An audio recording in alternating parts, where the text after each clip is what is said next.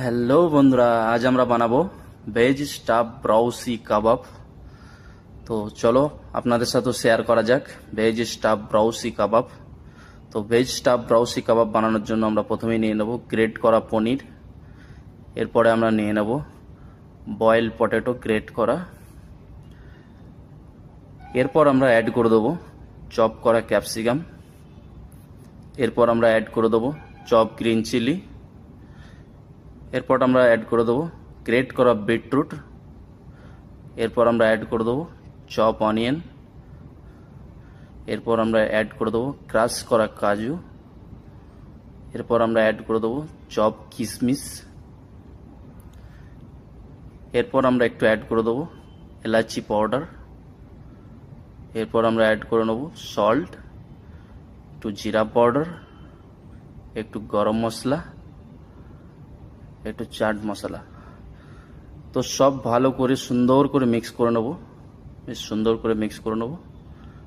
Mix করার পর আমরা এরপর অ্যাড করে দেবো ব্রেড কম পাউডার, অ্যাড করে নেব রোস্টেড চানা পাউডার।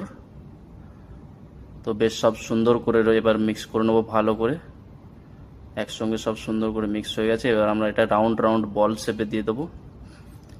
রাউন্ড রাউন্ড বল শেপ হয়ে গেলে এবার আমরা এর ভেতরে স্টাফ করে নেবো চিজ, আমুল চিজ স্টাফ করে নেবো। গ্রেট করা আমুল চিজ আমাদের কাছে আছে, তো এটা স্টাফ করে নেবো।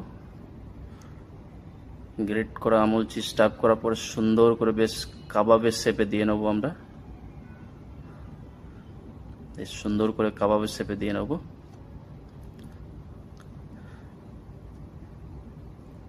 দেখুন এইভাবে করে ঠিক সুন্দর করে কাবাব শেপে নিয়ে আসতে হবে। তো আমাদের একটা একটা করে সব কাবাব শেপে করা হয়ে গেছে।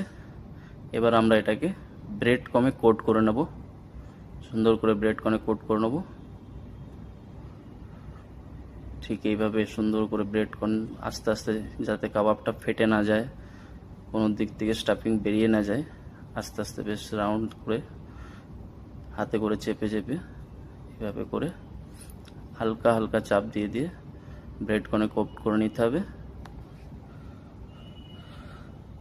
তো বন্ধুরা, আমাদের ব্রেড কর্ন সব একটা একটা করে কোট করা কমপ্লিট হয়ে গেছে।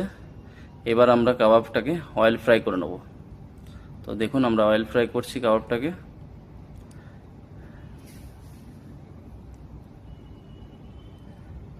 ওয়ান বাই ওয়ান সব নিয়ে নেবো, এভাবে করে অয়েল ফ্রাই করে নেবো। আমরা এবার দিয়ে দেবো এটাকে অয়েল ফ্রাইয়ের জন্য। তো চলুন বন্ধুরা, আমাদের কাবাব অয়েল ফ্রাই হয়ে গেছে। দেখুন কি সুন্দর